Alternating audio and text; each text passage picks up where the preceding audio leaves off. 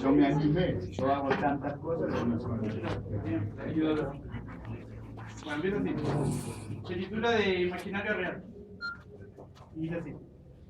Tratando de mostrar mi día sin ti, he podido recorrer a pie hasta el infinito. Pude ver chocar dos caminos paralelos al vacío. En mi camino pude enumerar la gota de lluvia al caer. Logré permutar el orden de las estrellas en una sola noche. Tratando de reconstruirte, alcancé a sumar todos mis recuerdos en uno. Encontré la forma de medir la longitud de tu sonrisa. Definí tu voz en múltiples melodías.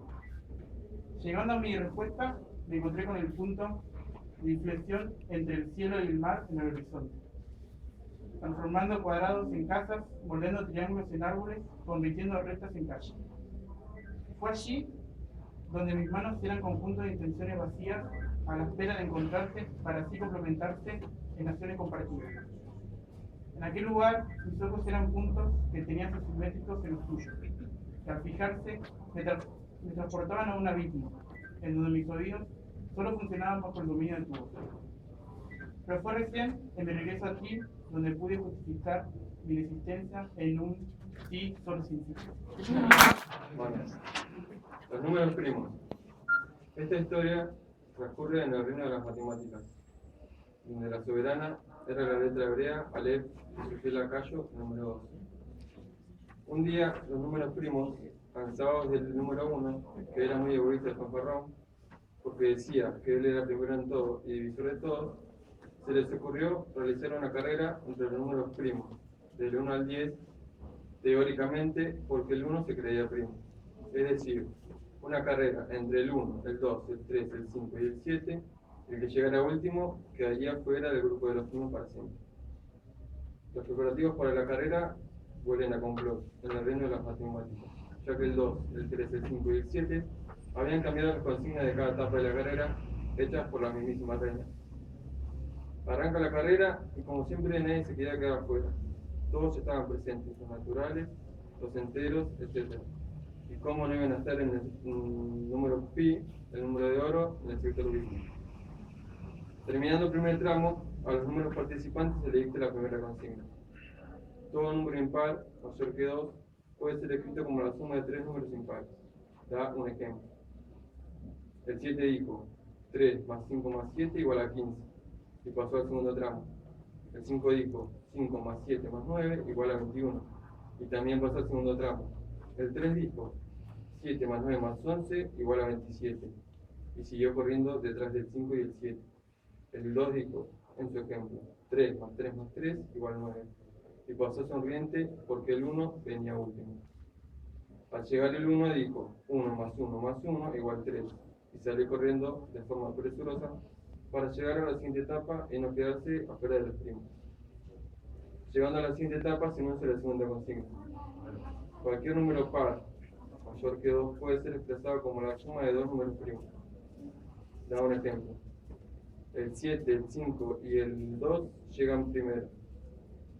Y dicen, el 2 respondió 3 más 5 igual a 8. El 5 respondió 2 más 2 igual a 4. Y el 7 dijo 5 más 7 igual a 12.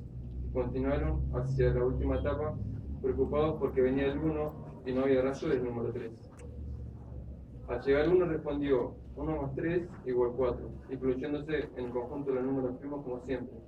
Los demás hicieron la vista gorda ante este hecho y siguió en camino hacia la meta. Último llegó el 3 desesperado porque ya habían pasado todos. Piensa la consigna muy nervioso, pero la resuelve diciendo 7 más 11 igual a 18. Y sale volando hacia la siguiente etapa. En la etapa final, llegan juntos el 1, el 2, el 5 y el 7, y se les enuncia la tercera consigna. Entre un número natural y su doble siempre hay un primo. Si eres un primo, encuentra un n que cumpla y te haga pertenecer con esta condición al intervalo que resulte. El número 5 dijo, si a n le igual a 3 y su doble es 6, entonces yo estoy entre ellos. Y cruzó la meta muy contento esperando a los demás. El número 7 dijo, si a n le igual a 4 y su doble es 8, entonces yo estoy entre ellos. Y se reunió con el 5 alegremente. El 2 dijo, si a n le igual a 1 y su doble es 2, yo soy igual a su doble. y también cruzó la meta festejando con los demás, mientras esperaban ansiosamente que llegara el número 3. El 1, desesperado porque no se le caía una idea, mientras 3 se acercaba a la meta. Cuando 3 llegó, el 1 se paralizó, porque en el fondo sabía que no era número primo. No había manera de que cumpliera con la consigna. Entonces 3, pensativo, da su respuesta y denuncia. Si a N le doy 2, su doble es 4, y yo estoy entre ellos, y pasó a festejar con el resto de los primos. Mientras el 1 llora desconsoladamente porque se había quedado afuera del fin. Sabían todo que están engañando, saben todo cómo es el orden, ¿no? Más o Bueno, Este cuentito se llama El sueño de Basil. Este cuento transcurre en la imaginación de un niño llamado Basil. Esta imaginación se produce en un sueño y lo que pasa en este sueño es extraño, pero paso a explicar. En este sueño, Basil visualiza dos ciudades conectadas por un puente. De un lado estaba la ciudad de Triangulópolis, ciudad poblada por triángulos equiláteros de distintas medidas. Y del otro lado del puente se encontraba Cuadradonia, ciudad poblada por cuadrados, también de distintas medidas. Desde tiempos lejanos, estas dos ciudades estaban enemistadas, y su discusión eterna era que cada una decía que de acuerdo a sus propiedades físicas era única. Ángulos rectos, diagonales, etc., decían los de Cuadradonia. Ángulos agudos, bisectrices, medianas, etc., decían los de Triangulópolis. Una discusión interminable. De repente, se quedan mudos al ver venir hacia ellos en forma perpendicular algo raro. Por la lejanía parecía un punto, pero a medida que se acercaba, se iba agrandando y cada vez más y más, hasta que llega hacia ellos. ¡Buenos días!, grita la forma rara. ¿Quién sos vos?, preguntan al unísono triángulos y cuadrados. ¿Cómo, no me conocen? Soy la famosa circunferencia, la figura plana más perfecta. ¿Ah, sí?, gritan los otros dos. ¿Qué te hace tan perfecta? Soy una curva cerrada, cuyos puntos se hallan todos a igual distancia de otro fijo, que se llama centro. Además, tengo radio, diámetro, cuerdas, ángulo central, bajo. Es interminable, o sea, tengo propiedades que me hacen sin igual. Pero, cuando venía, los oía discutir acaloradamente sobre quién era único, y ahora vengo yo, y digo lo mismo. Déjenme decirles una cosa. Yo he caminado por este ancho, largo y plano mundo, y digo que los tres podemos vivir con nuestras diferencias y virtudes. Yo, que he visto ciudades de puntos, rectas, ángulos, y de forma que ustedes se deformarían de risa, les digo, todos podemos vivir en paz en este gran mundo plano. De repente se larga a llover, y un trueno despierta a Basil. Este se cambia velozmente y le relata el sueño a su madre, quien lo abraza y le dice: Basil, has tenido un hermoso sueño. Se ve, hijo, que te han quedado buenos recuerdos de la enseñanza de tu maestra de geometría. Basil asienta con su cabeza y, pensando en silencio, se ríe de ese maravilloso sueño.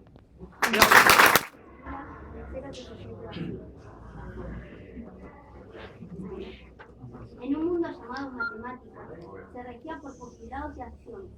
Todos estaban felices. Cada vez que alguien tenía algún problema, todos aportaban un poco y resolvían sus inquietudes. Salvo el cero, que se sentía muy triste. Él pensaba que no valía nada. Un día salió en busca de amigos. Caminando por una recta sin sentido, se encontró con el 1, que lo miró y le dijo: ¿Qué pasa, que andas triste? El cero le respondió: No valgo nada, me siento vacío. Vivo en un mundo donde nadie me tiene en cuenta. No aparezco en los postulados ni en los axiomas. Es muy triste sentirse. Entonces el 1 dijo: Tú vales mucho.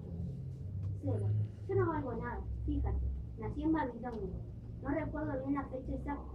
Los árabes decían que soy una cifra vacía, que vengo de la nada y que pertenecía al infinito.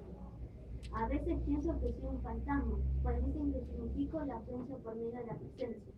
O sea, que existo y no existo. 1. ¿Cómo vas a decir eso? Vales más de lo que te imaginas. 0. Decís eso para levantarme el ánimo. Pero yo sé que no es así. 1. Te voy a demostrar cuánto vale. Vení, ponete a la derecha de mí y verás cuánto vale. Cuando el 0 se puso a la derecha del 1, apareció el 9, quien saludó: Hola 10, ¿cómo andás? El 0 muy contento respondió: Hola 9, yo bien por ti. vez le dijo que se alegraba mucho y se fue muy apurado. 1. ¿Crees que ahora vale mucho más? 0. Gracias, te lo agradezco. Si no fuera por tu ayuda no sería nada. 1. Además, nosotros somos partícipes de esta nueva era tecnológica, ya que somos importantes para las computadoras, pues necesitan de nosotros para poder funcionar. Ellas operan con el sistema binario, que somos nosotros dos combinados. Nunca subestimes las capacidades que posees, todos tenemos nuestro valor. Luego, 1 y 0 se hicieron muy buenos amigos, ya que entre dos se ayudaban mutuamente. Una tarde se fueron a jugar al jardín de los números. Allí se encontraron con el número E, quien se acercó a ellos muy contento y se presentó. Hola, soy el número E, un número irracional, pues tengo infinitas cifras decimales.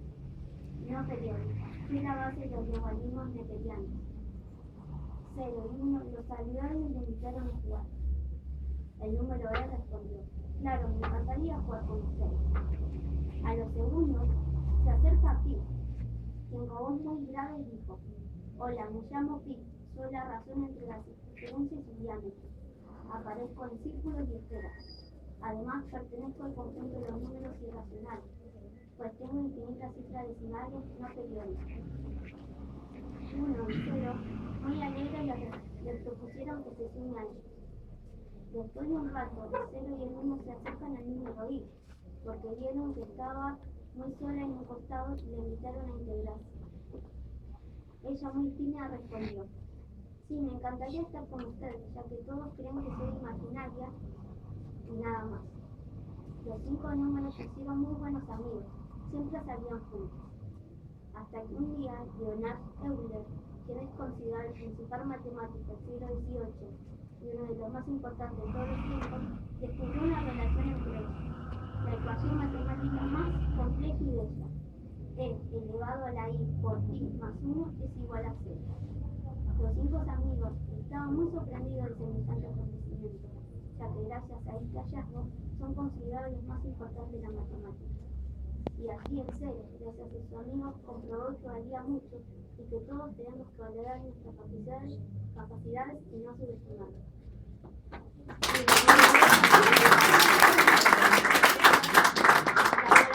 Según el 0, la vida tiene valor, y la moraleja, según el 1, la unión hace la fuerza.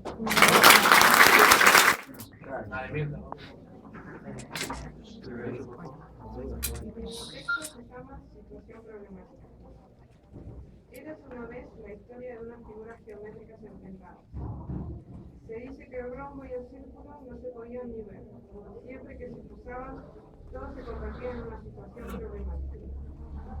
El círculo le decía al rombo que se creía cuadrado, y este, para defenderse, le decía que él era una figura injusta, que no tenía vértices ni lados. Tanta era la riña que decidieron batirse a duelo. Una pelea de voz les pareció lo mejor. Todo el mundo matemático se revolucionó. El sistema sexagesimal dijo que se encargaría de tomar el tiempo de los ramos. Paralelas y perpendiculares se pusieron de acuerdo para armar el ring. El cuadrado se prestó como base del mismo. El triángulo equilátero decidió ser el referí, ya que se consideraba superior, porque decía que tiene más propiedades que el escaleno y el isósceles.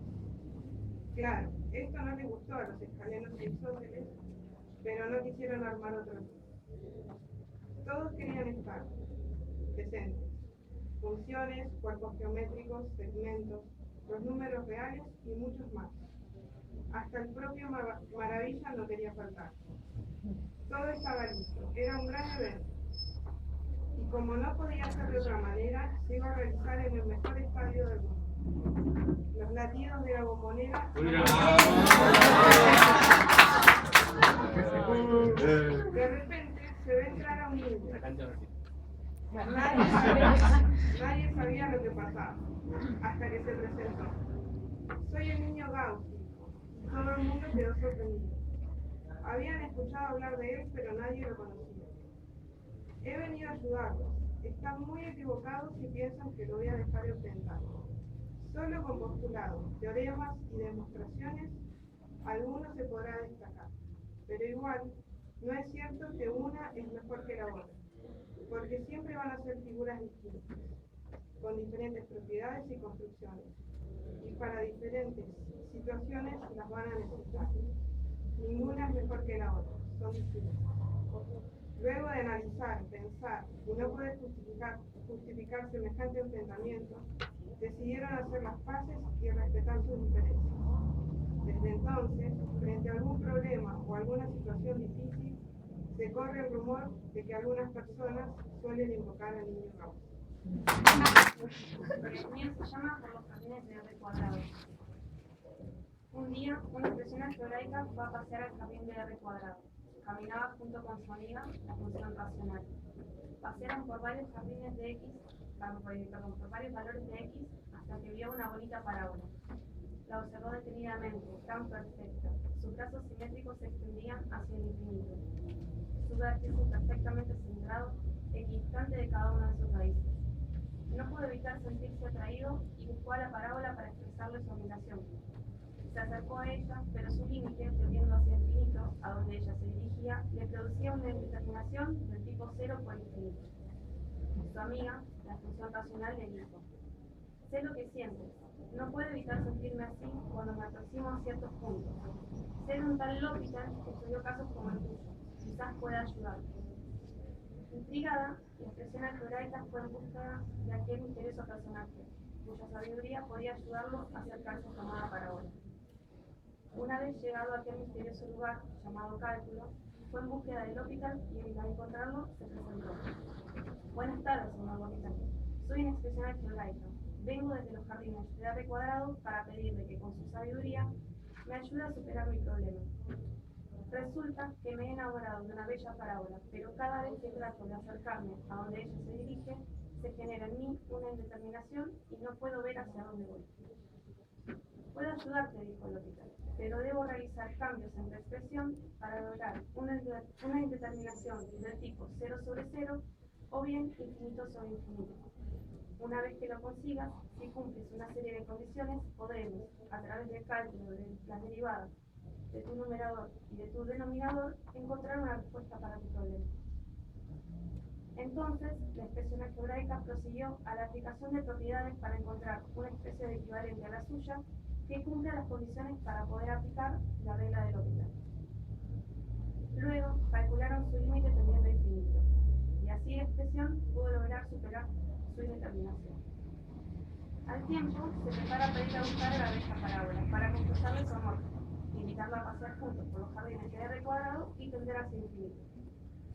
Al encontrarse, la bella parábola se vio asombrada al ver la sencillez de su expresión transformada. Recordaba haber visto por ahí una expresión complicada e indescifrable, pero al verla ahora tan sencilla, no pudo evitar enamorarse y aceptar su invitación. Esa es la historia de la expresión algebraica, que pudo comprender que es mejor ser una sencilla expresión feliz que un montón de expresiones complicadas que no encuentran su límite tendiendo infinito.